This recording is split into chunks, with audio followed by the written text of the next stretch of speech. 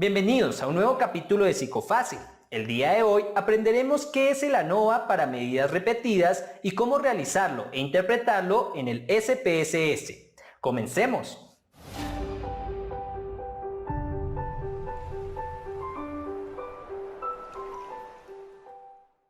Recuerda que puedes contratarme para asesorías personalizadas sobre tu tema de investigación y estadística. Agenda tu cita en el link de WhatsApp que aparece en la descripción del video. El estadístico de ANOVA de medidas repetidas sirve para probar el efecto de uno o más factores cuando al menos uno de ellos es intrasujeto. Oye, despacio, cerebrito. Es decir, que podemos ver las diferencias entre distintas mediciones de un mismo grupo. A nivel general, puedes usar este análisis en los siguientes casos. Primero, cuando tienes 3 o más medidas repetidas cuantitativas en un grupo de sujetos y quieres ver las diferencias que hay entre ellas. Es decir, que si por ejemplo en un estudio longitudinal quieres ver el efecto del tiempo sobre las habilidades académicas de un grupo de niños cuando tenían 4 años, 6 años y 8 años, puedes usar este estadígrafo. Segundo, cuando quieres conocer si existen diferencias entre 2 o más medidas repetidas y cuantitativas de un grupo de sujetos y el efecto que tiene uno o varios factores intergrupales. Es decir, que si en nuestro ejemplo anterior quieres ver las diferencias de las 3 medidas repetidas del rendimiento académico, pero teniendo como factor el género, que es una variable cualitativa de 2 niveles, puedes usar este estadístico. El ANOVA de medidas repetidas es ampliamente utilizado en estudios longitudinales o bien en estudios experimentales, por lo que puedes considerar utilizar este análisis en caso de que tengas una metodología similar. Como en todo análisis estadístico inferencial, el ANOVA de medidas repetidas tiene los siguientes requisitos para ser utilizado. Medidas independientes, es decir, que cada individuo tenga su propia medición y que éstas no sean las de otra persona. Es decir, que si evaluaste el CI de Juanito en 3 ocasiones diferentes, en la segunda medición no puedes poner el resultado de Pedro. Este requisito es un poco más lógico y se controla más en tu metodología que otra cosa. El segundo requisito es que tus variables dependientes cumplan con los criterios de normalidad y homocedasticidad. Para probar estos supuestos, puedes ir al video sugerido. El tercer requisito es que exista esfericidad, es decir, que las variaciones de las diferencias de todos los pares posibles de condiciones intragrupales sean iguales. Esto no me aclaró nada. Necesito más información. No te preocupes, ya que corramos el análisis, la prueba de Mauchly nos dirá si existe o no la esfericidad. Aquí solo necesitamos que la P sea mayor a 0.05 para aceptar la hipótesis de igualdad. En esta sección del curso realizaremos el ejercicio de análisis e interpretación para el primer caso con 3 o más medidas repetidas sin factor intersujeto. En nuestra base de datos tenemos las 3 medidas longitudinales del desarrollo de un grupo de niños cuando tenían 6, 8 y 10 años. Para comparar si existen diferencias entre las medias de los diferentes años, usaremos el ANOVA de medidas repetidas. Para esto nos dirigimos en Analizar, Modelo lineal general y medidas repetidas. En el nombre del factor intrasujetos vamos a agregar el nombre de la medida independiente del estudio. En nuestro caso sería el tiempo, ya que las edades son distintas en cada una de las mediciones. En la parte de número de niveles pondremos 3, ya que son el número de medidas que tenemos. Damos clic en Añadir. En nombre de la medida pondremos puntuación, raya al piso, desarrollo, ya que es nuestra medida dependiente de evaluación. Damos clic en Definir. Ahora se nos abrirá una ventana en donde aparecerán los espacios para poner cada una de nuestras medidas en la opción de variables intrasujetos. Pasamos las medidas. En factores intersujetos y covariables podemos obtener las medidas cuando tenemos más variables independientes. Recuerda que este ejercicio lo veremos en la siguiente sección del curso. Para este análisis, donde contamos solo con 3 mediciones diferentes, las opciones de modelo, contrastes y gráficos no son necesarias de pedir. Puedes pedir un análisis post hoc cuando tus medidas independientes de factores intersujetos tengan 3 o más niveles. En opciones pasamos nuestra variable, en este caso tiempo, a la ventana de mostrar medias para, y asimismo seleccionamos comparar los efectos principales. En ajuste de intervalo ponemos Bonferroni. Esta opción nos permitirá ver, en caso de que haya diferencias en las medias, en dónde están esas diferencias. Es como un análisis post hoc. En visualización pediremos los estadísticos descriptivos, las estimaciones del tamaño del efecto y la potencia observada. Estos datos son importantes tanto para la interpretación de los resultados como para tu informe final. Damos clic en continuar y clic en aceptar. Las 2 primeras tablas nos mostrarán la categorización que hizo el programa a nuestras medidas y los descriptivos de media y desviación estándar. La tabla de pruebas multivariantes nos mostrará un resumen general de los resultados. No es necesario analizarlas sin antes saber si cumplimos con el criterio de esfericidad. Para esto nos dirigimos a la prueba de esfericidad de Mauchly. En este caso, el valor de P fue menor a 0.05, por lo que diríamos que existen diferencias estadísticamente significativas en las varianzas de las diferencias de pares de medias, o en otras palabras, que se violó el requisito de esfericidad. Sin embargo, el SPSS ya contiene diferentes ajustes de estas pruebas para que puedas continuar con la interpretación de los resultados. Si el test de Mauchly presentó un valor P menor a 0.05, debes basar tus puntuaciones ahora en alguna de las correcciones.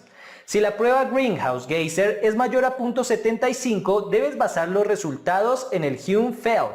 Si no lo es, te basas en Greenhouse-Geiser. En nuestro caso, la prueba de Greenhouse-Geiser también fue mayor a 0.75, por lo que para las siguientes tablas basaremos la interpretación en Hume-Feld. La tabla de efectos dentro de los sujetos nos mostrará si existen diferencias entre los grupos de medición. Los resultados nos muestran que existen diferencias estadísticamente significativas entre cada una de las mediciones del desarrollo entre las diferentes edades, ya que el p-valor de la medida fue menor a 0.05. Asimismo, la prueba de eta parcial al cuadrado nos habla del tamaño del efecto. Este nos indica qué proporción de las diferencias entre los grupos se explica por la variable independiente. Es decir, qué tanto de esta diferencia que encontramos es debida al paso del tiempo y no a otros factores. Para este caso fue de 0.719, lo que indica que el 71.9% del cambio sobre las puntuaciones del desarrollo es debida a los años. Es una puntuación bastante alta. Asimismo, la potencia estadística nos indica la probabilidad de que la prueba identifique un efecto genuino o que no estamos cayendo en un error de tipo 2. En palabras sencillas, esta prueba tiene la capacidad de distinguir la señal del ruido. Un valor aceptable en la potencia estadística debe ser igual o mayor a 0.8, es decir, que en nuestro caso no estamos cayendo en un error de tipo 2. Por lo tanto, ya sabemos que existen diferencias estadísticamente significativas entre el desarrollo de los niños a diferentes edades. ¿Pero en qué edades exactamente se dio esta diferencia? La respuesta está en las medidas de Bonferroni. La tabla de comparación de parejas nos mostrará en dónde están las diferencias. Así como nos mostró la primera tabla, el número 1 corresponde a la puntuación del desarrollo cuando los niños tenían 6 años, el 2 cuando tenían 8 años y el 3 cuando tenían 10 años. Por lo que en la primera columna nos está comparando el desarrollo de la edad de 6 versus el desarrollo de la edad de 8 y la edad de 10. Como vemos, la diferencia de medias entre el desarrollo a los 6 años y el desarrollo a los 8 años es negativa. Es decir, que a los 8 años se presentaron puntuaciones más altas en esta medida del desarrollo. Lo mismo pasa al comparar la edad de 8 años con la edad de 10 años. Es decir, que a medida que avanzó la edad, la media de la escala de desarrollo fue mayor. El p-valor nos dice si estas diferencias fueron estadísticamente significativas. Como vemos, los p-valores fueron mayores en todos los casos, por lo que en conclusión se presentaron diferencias entre todas las edades, donde a mayor edad, mayor puntuación en la escala del desarrollo. Para realizar el reporte de tus resultados, vas a tener en cuenta la tabla de los descriptivos con las medias y desviaciones, la tabla de efectos dentro de los sujetos, donde tomarás la prueba de esfericidad acorde a tus puntuaciones, en nuestro caso Hume-Feld, y tomarás los grados de libertad, los valores de la F, el p-valor, el tamaño del efecto y la potencia observada. Por último, la prueba de comparaciones por parejas, donde tomarás el p-valor y el límite inferior y superior. El reporte de los resultados en normas APA se tienen que ver más o menos así. Encontramos diferencias estadísticamente significativas entre las medidas de la prueba de desarrollo en las tres edades con un tamaño del efecto grande. F con 1.58 grados de libertad igual a 89.77 y un p-valor menor a 0.001. Tamaño del efecto, eta parcial al cuadrado igual a 0.719 y beta menos 1 o potencia estadística igual a 1. En donde las puntuaciones de la edad de 6 años con una media de 824.69 con desviación estándar de 83.39 fueron menores a la puntuación del desarrollo a los 8 años, con media de 981.06 y desviación estándar de 115.96, P menor a 0.001 y los intervalos de confianza. Y la puntuación del desarrollo a los 10 años. Asimismo, reportamos sus medias, desviaciones estándar, p-valor e intervalo de confianza. Asimismo, los resultados del desarrollo a la edad de 8 años fueron menores que los resultados de la edad de 10 años, p-valor e intervalos de confianza.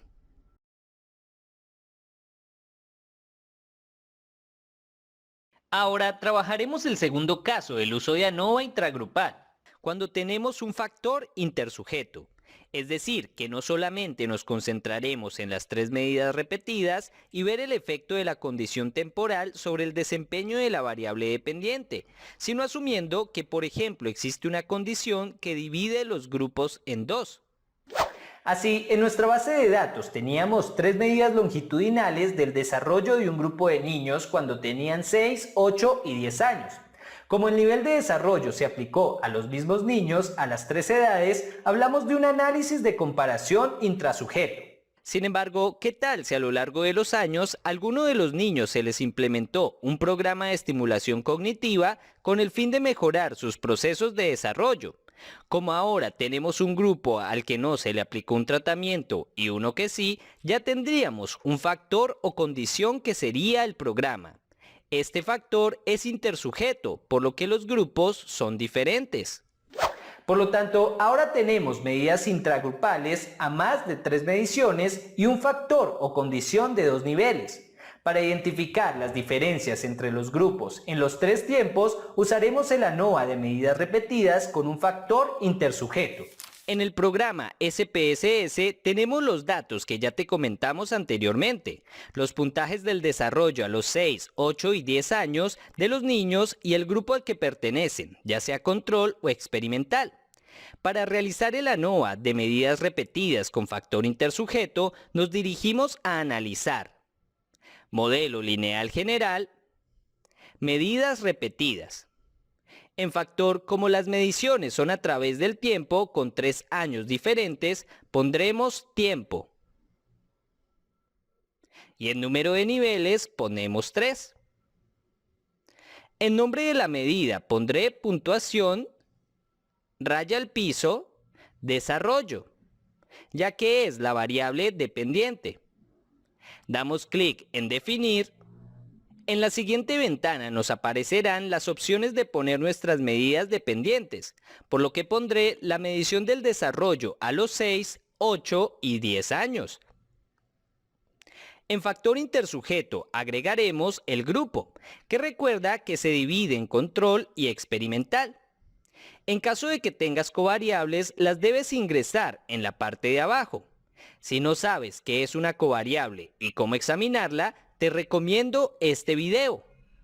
Las opciones de modelo y contrastes las vamos a dejar por default y nos dirigimos a gráficos.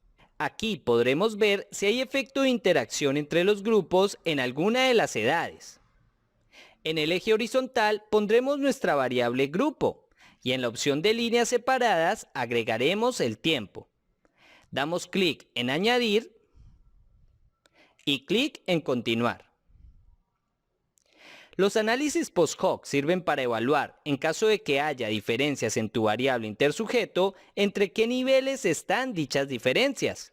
Como nuestro grupo solo tiene 2 niveles, no las podemos pedir, pero si tu condición intersujeto tiene 3 o más niveles, la mejor opción es la prueba de Tukey. Damos clic en continuar y en opciones agregamos en mostrar medidas para nuestras variables de tiempo y la interacción tiempo y grupo. Así miraremos si hay diferencias entre las condiciones por separado de tiempo. Damos clic sobre comparar los efectos principales y buscamos Bonferroni. Este análisis nos permitirá hacer una especie de post-hoc para las medidas repetidas. En opciones pediremos los estadísticos descriptivos, los tamaños del efecto que nos dirán qué proporción de la diferencia de las variables, en caso de que las hayan, son explicadas por nuestras variables independientes. Finalmente, pediremos la potencia estadística, que nos habla de la confiabilidad de las medidas o que no estamos cometiendo un error de tipo 2. Damos clic en continuar y clic en aceptar. La primera tabla nos mostrará los estadísticos descriptivos para cada una de las mediciones intrasujetos, a los 6, 8 y 10 años, así como la división de los grupos. Como vemos, aparentemente a medida que aumenta la edad, aumenta la medición en la escala de desarrollo, y asimismo son mayores las puntuaciones en el grupo experimental que en el control en todas las edades. Pero vamos a ver qué tan significativos son estos datos. Recuerda que tenemos que evaluar primero el requisito de esfericidad, y como vemos, la prueba de Mauchly muestra que no se cumple el requisito de esfericidad y el Greenhouse Geyser fue mayor a 0.75, por lo que basaremos nuestros resultados en la prueba de Hume-Feld. Así, la tabla de efectos dentro de sujetos con la corrección Hume-Feld nos muestra que hay diferencias estadísticamente significativas entre las distintas mediciones del desarrollo en las diferentes edades. Para ver dónde están estas diferencias, recuerda que nos dirigimos a la sección de medidas marginales, a la tabla de comparaciones por parejas. Pero eso ya lo vimos en la sección anterior. Y aquí nos concentraremos en la interacción. Volvemos a nuestra tabla y vemos que también existe interacción entre el tiempo y el grupo, ya que el p-valor es menor a 0.05. El tamaño del efecto nos muestra que dicha interacción tiene un tamaño del efecto bajo, es decir, que, pese a que haya interacción entre las variables, el programa no explica más que la edad la diferencia entre los grupos. De hecho, en la tabla de pruebas de efectos intersujetos podemos ver que el programa por sí solo tiene efecto en las puntuaciones. Sin embargo, este es bajo, de 0.36. Volvemos a nuestra tabla ya que podemos analizar la potencia estadística, que es de 0.83, lo que es una puntuación aceptable. Recuerda que si el valor de tu potencia estadística es menor a 0.8, podrías estar cayendo en un error de tipo 2. El gráfico de interacción de hecho nos muestra que el programa tuvo un mayor efecto sobre las medidas del desarrollo en el grupo experimental únicamente a la edad de 10 años, mientras que para la edad de 6 años en azul y 8 años en verde el aumento no es tan significativo, por lo que esto explica que la eta cuadrado parcial o tamaño del efecto del tratamiento haya sido baja. Asimismo, en todas las edades la puntuación de las medidas del desarrollo fueron mayores independientemente del grupo al que pertenecieran los niños. Recuerda que para el reporte de tus resultados debes usar las tablas de los estadísticos descriptivos, la F, el p-valor, la eta cuadrada parcial y la potencia observada según el análisis de esfericidad, que es mejor que se haya acomodado a tus datos para la interacción de tus variables. Asimismo, debes reportar el efecto intergrupal de tu nueva variable. Recuerda que puedes contratarme para asesorías personalizadas sobre tu tema de investigación y estadística. Agenda tu cita en el link de WhatsApp que aparece en la descripción del video. Cuando no cumplimos con los requisitos de estadística paramétrica para realizar un análisis de ANOVA de medidas repetidas, nos valemos de la prueba de Friedman. Recuerda que ambos análisis evalúan el efecto que tiene un factor con 3 o más niveles en medidas repetidas o intrasujetos. Oye, despacio, cerebrito. Es decir, que podemos ver las diferencias entre las distintas mediciones de un mismo grupo. Imagina que quieres ver las medidas del desarrollo cognitivo de niños a los 6, 8 y 10 años. Como estamos evaluando el mismo grupo de niños en 3 momentos diferentes, nos valemos de la prueba de Friedman para ver si hay diferencias entre ellos en cada una de las edades. Recuerda que esta prueba no requiere que cumplas con los requisitos de estadística paramétrica como sí lo hace la ANOVA intragrupal. Ahora vamos a realizar el análisis en el SPSS. En nuestra base de datos tenemos las puntuaciones de los datos que ya te comentamos anteriormente. Para realizar la prueba de Friedman nos dirigimos a analizar pruebas no paramétricas, cuadros de diálogo antiguos, K-muestras relacionadas. En la opción de variables de prueba incluiremos nuestras medidas dependientes, que en este caso son las puntuaciones del desarrollo en cada una de las edades. En tipo de prueba dejamos seleccionadas Friedman. En estadísticos podemos pedir los descriptivos. Damos clic en continuar y clic en aceptar. En la salida de datos encontraremos 3 tablas: los estadísticos descriptivos, los rangos y la prueba de Friedman. Para saber si hay diferencias estadísticamente significativas entre los grupos, nos dirigimos a la tercera tabla. Como ves, el p-valor o la significancia asintótica fue menor a 0.05, por lo que rechazamos la hipótesis nula que nos dice que los grupos son iguales y aceptamos la hipótesis alterna que nos habla de diferencia.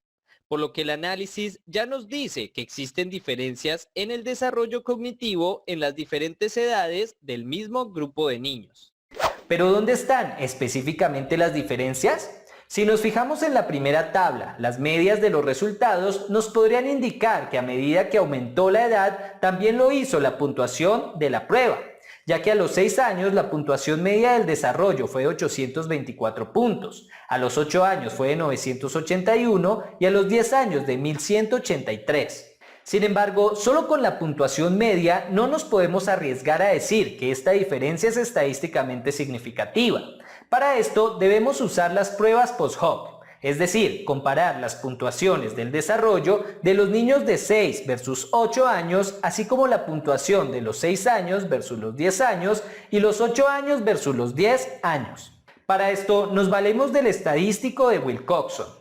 Para realizar la prueba post-hoc nos dirigimos en analizar pruebas no paramétricas, cuadros de diálogo antiguos, 2 muestras relacionadas. En el primer par agregamos el desarrollo a los 6 años versus los 8 años. En el segundo par, los 6 años versus los 10 años. Y en el tercer par, los 8 años versus los 10 años. En tipo de prueba dejamos Wilcoxon.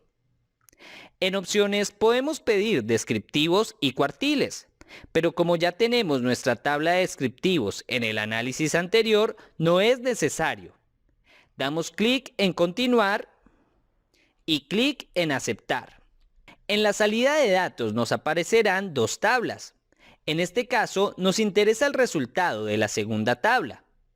Como ves, las diferencias que se veían en las medias fueron estadísticamente significativas, ya que como vemos, el puntaje en el desarrollo a los 6 años fue menor que la de 8 y 10 años según el valor P, que nos muestra que fue menor a 0.05. Asimismo, el puntaje del desarrollo cognitivo fue estadísticamente mayor a los 10 años que a los 8. por lo que a partir de los análisis podemos concluir que los niños presentaron mayor puntaje en el desarrollo conforme aumentaron la edad. Para el reporte de tus resultados en Norma Zapa, puedes ir a nuestra sección anterior, donde aprenderás a hacerlo. Y listo, ya tenemos nuestro análisis terminado. Si tienes dudas, déjalas en la caja de comentarios. Nos vemos en una nueva entrega de Psicofácil. Hasta la próxima. ¿Te sirvió nuestro video? Únete al canal y recibe beneficios exclusivos y adicionales como miembro, y tu contribución ayudará a seguir produciendo contenido de calidad, o ayúdanos con tu donación. Da clic sobre el botón.